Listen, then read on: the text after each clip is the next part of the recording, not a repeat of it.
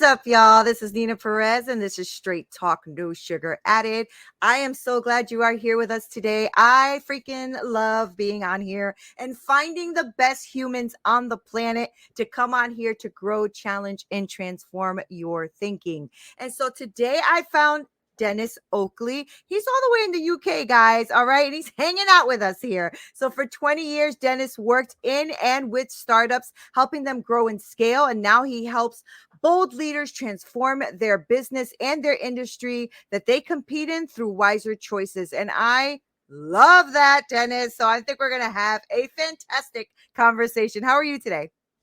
Thanks, Nina. Absolutely great. I started off at 5 a.m. running through the woods in the dark, so hence the cuts on my forehead when I run into a tree. But the day is going great, even because of that. So loving it. Oh, good. Oh, poor thing. Well, at least it wasn't being chased by a tiger or bear or anything like that. So that's good. True. That's a lot scarier. Yeah. Oh my gosh. So, all right, 5 a.m. running. Got you. All right. Denis is no joke, guys. All right. So, Denis, the way I like to start the show is I like to ask that little question: who is Denis? So, Denis, who are you? Well, I'm still trying to figure that out myself after Right. almost 50 years. I think essentially I'm an explorer. I'm always like wanting to go over the horizons and see what's there. If there's a motorway or a big road, people have gone that way already before, not interested. If it's somewhere new and I've gone out into the jungles of Malaysia and Borneo, across the desert in the Middle East, into the Himalayas or Mount Everest, going out into new places, by myself exploring, or with startups, entrepreneurs trying to go somewhere where nobody else has been before. That is who I am, living at the edge, and it's wonderful. Has that always been who you are, though? Like, is that innate in you, or is that something you kind of discovered along the way in life? I've always been a bit odd, frankly, and I've always wanted to go out and move. In my first year at university, I thought, right, oh, this is too claustrophobic, and hitchhiked across Europe to trying to get to Israel in the middle of winter, which was a Wow. pretty daft idea, and ended up in the war in Yugoslavia. And it was brilliant Gosh. fun. Everybody else freaked out, but it was like, wow, I was going out seeing new places, interesting places. So I think it's pretty much innate in me, but I didn't really realize that for a long time. Did you leave university like in the middle of it, or did you finish the university? How'd you do that? University was a bit of a disaster. Got to my finals. I did a philosophy degree, so it takes a certain kind. And it got to the finals, and I looked at the questions. I thought those questions aren't very interesting. Crossed them out, wrote my own questions and Oh, answered them, get out, and Denis. proceeded. It might have worked for somebody far brighter than me, but for good That old is me, no, it brilliant. wasn't a good idea. So. It might not have been a good idea. I think that's brilliant. I freaking love that. I love that. All right. So you go around the world, you do all of this stuff. So what made you start up with working with startups? Is that something like, did you start your own business and you discovered things there, or what was that about?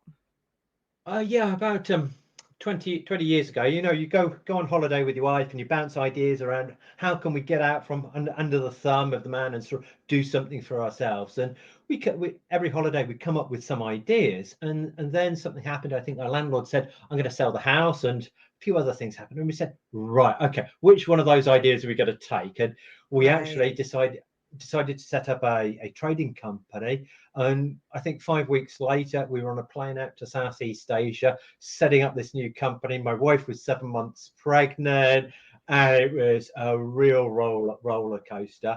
And running that for 10 years taught me an awful lot. And then people started asking for advice, and it kind of snowballed from there. How was the trading business? I mean, that's pretty hard, right? So you started the trading business and then you moved out of your country, right? So your wife is Yeah. is basically just what did you call yourself in the beginning? A little strange or whatever. So she's just as strange as you, it sounds. Oh, she is, but in a beautifully wonderful way. Whereas Yeah, I I've got all love these sharp that. I angles. love it. Um, but yes, I mean, she was working in the oil and gas industry, and was complaining about how inefficient it was, and we saw this opportunity back then using CRMs. I think it was Salesforce, to deliver a different standard of customer service and a different Mm, standard of sales process, and we did that, and it was absolutely brilliant for the first few years. We got to the finals of a big startup competition in the UK, and then the financial crisis hit us, and it was like, oh, there was blood everywhere. I mean, yeah. our competitors were wiped out, 30% of our customers went bankrupt, Wow. and that was really what changed everything for me. Yeah. What year was that for you guys? So it was 2007, 8, and it Mm, really hit us in the latter part of 2009, 10, and it was just yeah. as the Chinese steel mills were coming on board, and the market was just got wiped out. We went Yeah. amazing margins to nothing. Um, Yeah, I think that affected all of us, right? Because in around 2008 is when we lost everything too. My husband and I, our homes, our cars, everything. We were homeless for mm. like a year. And then, yeah, so I think it's interesting, isn't it? How it does affect all of us, Dennis. And even though you're on the other side of the world, it's funny how we were similarly going through the same things. So that taught you a lot of things. What is the biggest lesson you think you learned through that heartache? Resilience. I mean, I'm an endurance athlete. I've done lots of Ironman triathlons and a bunch of other tough Mm, stuff. And when things go wrong, I mean, we didn't get quite as bad as you. I mean, we were down to sort of choosing to spend the last of our money on rice, just white yeah. rice for our Christmas Day meal, or baby milk for the baby. I mean, and it was that tight to the line. And we've had a bunch of things go wrong since. But and people, let's say, Dennis, how did you cope? It must have been terrific, horrific. It's like whatever. Yeah. Because you build these muscles that enable you just to keep on going. It's like That's good. not false, naive optimism. It's just like, okay, things are bad. I know I can cope with this. What am I going to do to get out of it? And you Mhm, just mhm. don't melt down. And that's a brilliant gift that I hope everybody doesn't have to have. But when you've got it, it's amazing. Yeah, yeah, it is. And it really takes you through the tough times of being a solopreneur or an entrepreneur, because the truth is it's tough. I know that a lot of these gurus out there are trying to make it sound like you can have your own business and be a millionaire in 30 days. And then it doesn't happen. And you're like, what happened? I'm doing something wrong. You're not doing anything wrong. And I'm sure, as Dennis can tell you, just in the little story that he's given us already, that there are tough times that happen. And sometimes things you cannot control. There, I mean, nobody expected all of that crash and everything to happen, but it did. And so what the best part of that story is that you do build muscles, don't you, Dennis? Like, you start to realize that you get a little wiser, you get a little tougher. Things don't really hurt you as bad as they did before this. So those Sure. are all really great things. So, as a mentor to these businesses, take me through that experience. So, I know a lot of entrepreneurs, solopreneurs. I even speak to a lot of people who are thinking of shifting into entrepreneurship, right? So, tell us, like, your process. What is it that you do with clients? Right. So I think the first thing I tell clients is your idea is the enemy. It is the worst thing that you can have, because often we have the idea and then we go out and we try and build it. We try and make it happen. And I work with probably 1,000 startups each year through big corporate coaching Mm, programs and my own clients. And typically, when you've got an idea and you run with it, bang, you make something that nobody wants. What you've got to do is just start going out and start asking people, tell me about your life. Tell me what's happening. What are the struggles that you have day to day?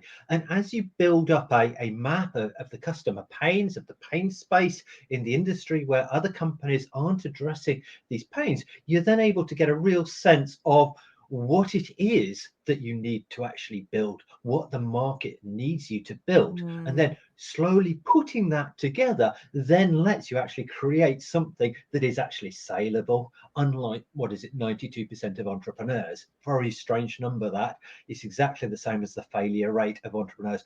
build something that nobody wants. Wow. 92%. Yeah.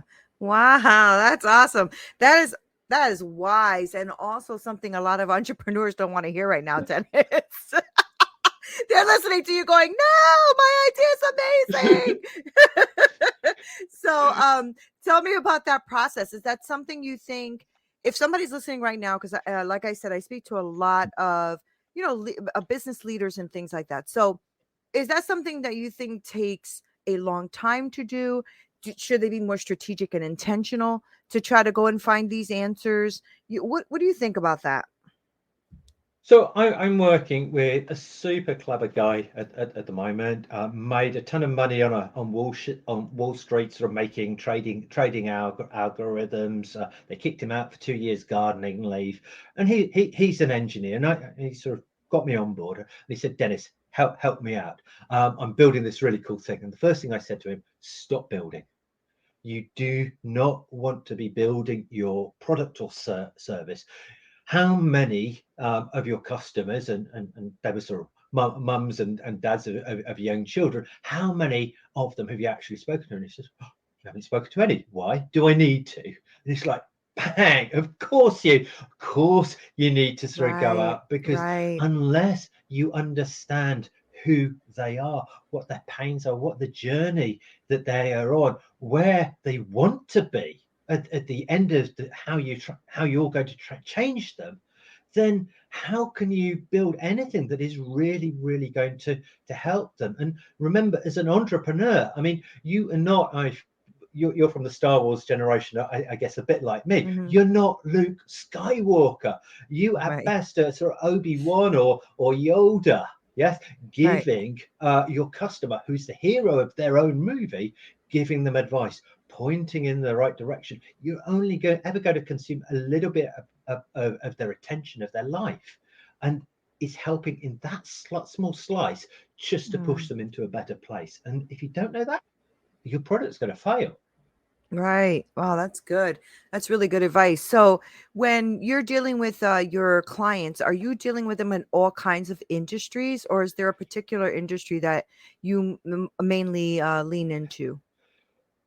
I work with anybody and everyone. Well, no, I don't do gambling. I don't do a bunch of the immoral businesses. Anybody I work with has got to be doing good. Not necessarily a B Corp, but be clear that Hmm. what they're Hmm. making is going to make people's lives better. But beside that, I do pro bono work for a lot of churches and sort of people trying to save the environment. And then a lot of it sort of deep tech stuff, AI, machine learning, hydrodynamics, hypersonic boats, anything.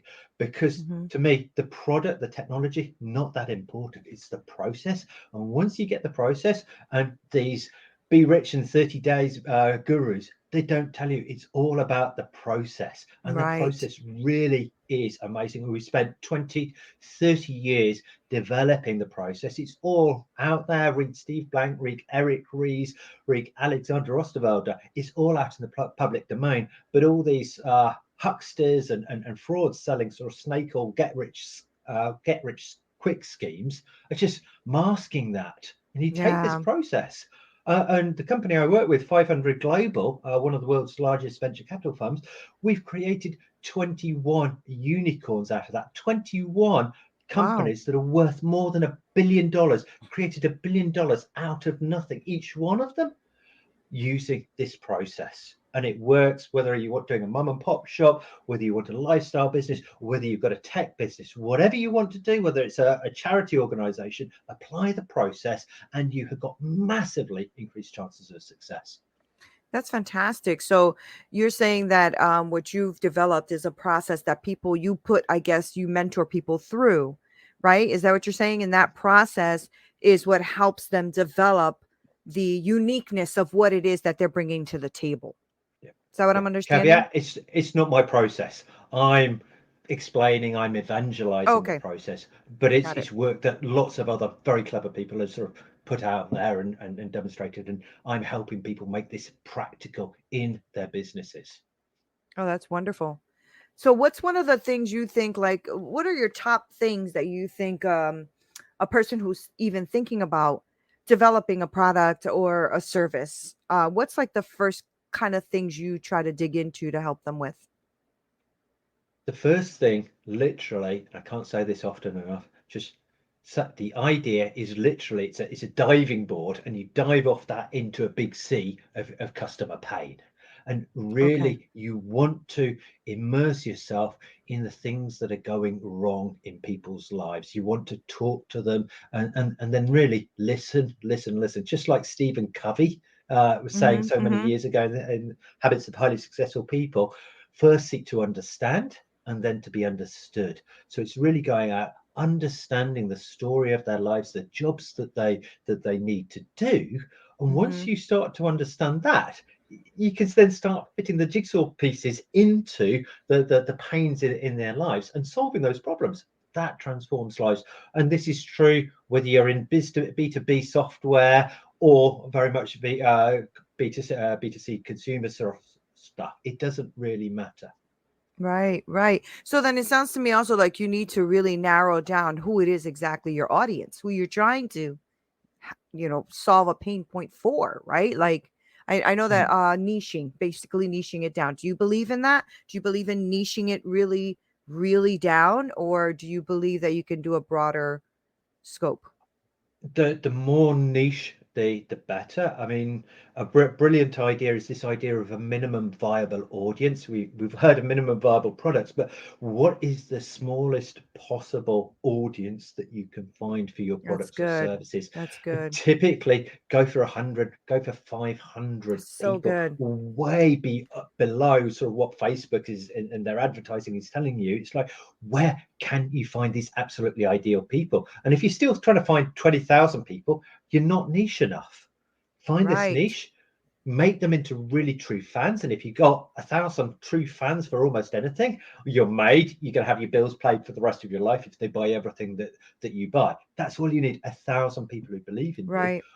Nail that and then expand. Then you've got something that works really well. But if you try and go out to 1 million people before you've even got 10 fans, it's like, well, that's not going to work. Yeah, yeah.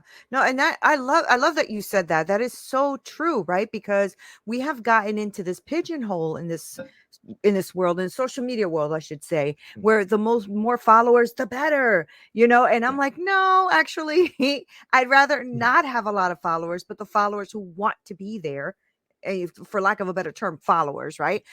So when you are trying to niche down or help your client have fans. I love that word, right? You said that they'll be fans of what you do. Is there like one strategy that you can give our people listening that would create a fan? There are a lot. So I think it's really different for each business, but I'll No, try and it's give you an true. example. So I'm working with big company at the moment. We're running an entrepreneurship program for them, training I think 1,000 odd people through this process that I'm describing. And our goal in this program is we are going to get every single one of them to give us a 9 or a 10 on a net promoter score. And so we know roughly that we need to devote sort of 10 hours to each person.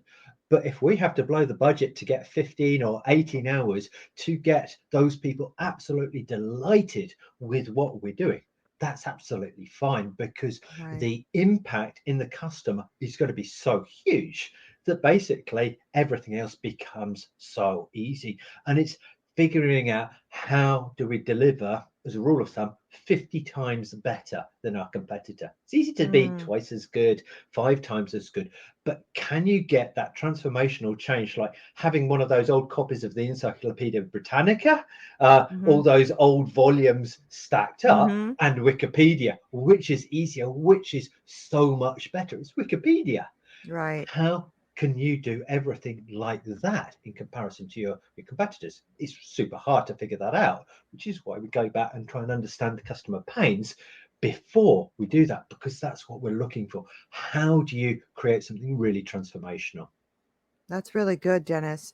So let me ask you a question. Do you have some kind of a scope, an algorithm, or something that tells you how long it would take somebody from that process of learning what their customer needs to the launch day. You don't have to talk about the success part of it because that Yeah. all comes, in stages. But I'm just wondering, like, if somebody called Dennis today and wanted to learn this process and learn the program, um, I guess it would depend on the individual, wouldn't it? I'm kind of answering my own question, I think. But how long do Mm. you think it would be from a person who's really dedicated and wants to, I don't know, let's say a lifestyle business, some sort of coaching, consulting, mentoring, I don't know, type of business. What do you think it would take? Mm. Or how long do you think it would take? 12 hours. Um, Really? yes. I Okay. used to run a program called Lean Startup Machine. We'd have entrepreneurs come in of an evening and say, yeah, this is my idea. And we said, right, okay, that's great. You think we're going to teach you something? We are. We're going to send you out of the building and you're going to go out into the road, into the street, and you're going to go and talk to people and ask about their problems. And they come back and say, my idea is absolutely dead. Nobody liked it. No, it didn't solve any of their problems. And this was true for It's a 90% of great them. exercise. Yeah. It's shocking. And they come back and say, well, what were the problems? And then tell us. And you go through the process of figuring out how to create something quick and cheap. And then we send them back out sort of that day or the next day. And they'd be saying, hey, if I came to you and you had this problem and this is what we'd do, would you buy it? And they said, well, actually, yes, that seems pretty good in quite a lot of cases. And they said, okay, do you want to make a down payment? And people do make down payments. And literally, you go out, you find the problem, you validate it very quickly, and then you go out with a solution to that specific problem, and you ask them for money straight off. That gives you massive verification that you're on the right way. If I people see. aren't prepared to pay anything for you after 12 hours, then okay, you haven't got the right product solution fit, and you Oh, need to wow. change it. Um, one of my friends, just to carry on, is a guy called Maven Paris. He's from Sri Lanka. And he says, right, Dennis, all you white guys, you have got no idea. You just sit there fat and happy. You take 6 months, you take 9 months to get your startup off the ground because you don't need to hustle. We've got no money. If basically my startup isn't Mhm. making money in a month, I'm not eating. My family's not eating. So I put a Mm, month in, I'm making money, or it's dead and I'm trying something else. And it's that very much that Asian hustle that I that's think we good. really need to do. Can we get to money quickly? Can we validate? If not, try something else. Wow. Go ahead, Dennis. That was awesome. I know people are like, You what? didn't expect me What to did he say just 12 say? hours, And did no, I you? did not. I absolutely did not. I absolutely did not. And I'll tell you why. I've spoken to other amazing entrepreneurs and very successful people. And it just depends on who you speak to, right? There are some people that says, oh, you'll have it done within a week. You'll have it done 6 months. Some people say a year. Right. So, I mean, that's 12 hours. That's the first for me, Dennis. That's a mic drop moment. That's a mic drop moment. That's awesome. All right, cool. So, I really like what you're bringing to the table, and I like the way you are transforming, even the way just in this conversation. I know that people are thinking this is transforming their thinking. I know it did for me, in that I realized that there's a lot of things that I did do right. A couple things I did do Yeah, really right. And one of them was I went out and did ask a bunch of the women. I want to work with women. So a bunch yeah, of the women, what's going on here? What's going on in your heart? What is it that you're struggling with and stuff? And that's how I came up with my women's coaching business, because I didn't yeah, know kind of where I wanted to go. So at least I sure. know I did that piece, and that's great. The other piece that I need to work on is the doing it in 12 hours. That's that's the key there, Dennis, right? Yeah. Because I got clients and everything, but it just took me a little bit longer to build, right? Because I don't know, I just maybe you're right. Maybe it is the lack of that hustle, right? Of that knowing that if I don't do this, my family won't eat. Yes, I mean, and okay, the 12 hours, that's getting the first cash. But a lot of the time you can get the cash and then there is a long period of exploration or Yeah. of Yeah. iteration. before. I mean, it can often, I mean, you look at Airbnb, I mean, that was 7 or 8 years. I mean, looking at Uber, they were messing around with running a taxi company in San Francisco or LA to start with Right. before some VC said, oh, what happens if you do this? And then suddenly everything changed. So and I look out at a lot of the entrepreneurs and people that I work with, and certainly my own entrepreneurial experience is you have an idea. Obviously, I say get rid of that as quickly as possible. Get out, validate it, see what happens. Can you get some cash? And then it's a process of constantly iterating it, Yeah. improving it, and improving it. Yeah. And at some point, everything starts coming Yeah. together. And honestly, the more mud that you're throwing at the side of the barn, the more chance you've got of actually getting something that works. Uh, Right. to have a brilliant idea, just have lots of ideas. Seriously, that's all it is. It's just every day, go turn up, keep on saying, "Can I try this? Can I try this? Can I try this? Can I try this?" And Mm-hmm, just mm-hmm. comes back to the resilience earlier on. You keep on pushing, you keep on doing that, and eventually you click, and suddenly you've got $1 million, $5 million, 20 million, $100 million business because you've cracked the code of whatever it is that you're trying to crack. That's great. That's fantastic. So, what do you say to someone who's holding on to that idea or that business? It's not working and it's their baby. So, they don't want to let it go. That's a hard one. I mean, I've ridden stuff down into flames. I mean, I've got way more failures to my card than I've got successes. Um, I think go on a long walk, go on holiday. Don't sweat it. Find the time and the space to think. That's absolutely critical. Yeah. When Yeah. you're in that really busy moment, you've got no ability to think strategically. You're in a mess. So just finding ways, whether it's long showers, um, long drive with a big flask of coffee going nowhere, just whatever it is, let the subconscious mind start connecting the dots that normally get drowned out by the sound, and then the truth usually starts to That's emerge. I good mean, advice. I've agonized over killing businesses, and sometimes I've just done like that and just killed them in the moment, walked away from a couple of years of work, and no thought about it again, and I should have Right. felt guilty. Other times it's been harder. Yeah. Yeah, it is, right? It is. It does hurt sometimes to think that something that you've worked so hard to try to build is just not working. And it's really, really hard to let that go. And some people that I've spoken to, feel like failures. They feel like Mm, now they can't do anything. But I think failure is feedback. If anything, it's going to just make you better. Right. I yeah. think we learned so many amazing lessons through failure. You've even said that yourself. Like, you've had way more failures and successes that has really helped you develop who and what you do today, right? Yeah. But for sure, and it's those failures, every single one of those failures has been because I haven't gone and spoken to customers. I haven't listened to them. I haven't really That's good. focused on understanding them. If I had, I wouldn't have had most of those failures. It's Yeah. that simple. Yeah. Yeah. Yeah. But then that's because of those failures, you just gave us amazing advice. So see how that all works? It just works wonderfully. So, Dennis, how does somebody work with you? Like, say somebody's listening right now and it's like, wow, I really like what Dennis has to say. I do want to, try to learn to build a better business or become a unicorn, one of Dennis's unicorns. So, give us like how people can reach out to you, how they can, speak with you, things like that. For sure. Okay. First off, send me an email, Dennis, just as it's said under my name, Dennis at dennis-oakley.com, or head to the website, dennis-oakley.com, or just look me up on LinkedIn, Dennis Oakley Innovation. I'm the only one like that. Send me a message. I usually reply within a day or so, and then we just take the conversation from there. Most of the time, I'll work with you to take you through a process similar to this, having a conversation every couple of weeks to be pointing you in the right direction. That's And it awesome. honestly, it saves you so much time and heartache. It really does. You know what, Dennis? It really does. And I'm glad you said that because I think people are so afraid to invest in themselves.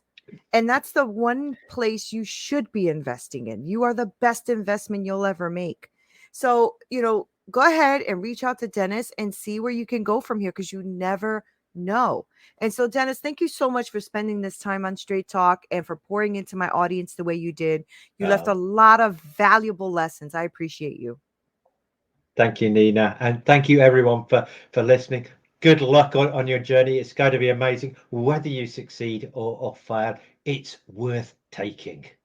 Hey guys, thank you so much for listening. You are the best. Okay, I have the best podcasting community ever. I really do. And I appreciate you guys being on here. Make sure you go on to winject.com/register, winject.com/register, and register for my free community, because I want to be really connected with you, and I want us to brainstorm and be with each other and connect in a deeper way. If you are looking for coaching, please make sure that you also email me at hello@straighttalknosugaradded.com. I work with women and I help them develop that business that they are envisioning in their hearts so that they can win. Thank you guys so much for being here. Love you, love you, love you. This is Neena Perez, Straight Talk, No Sugar Added. Until next time.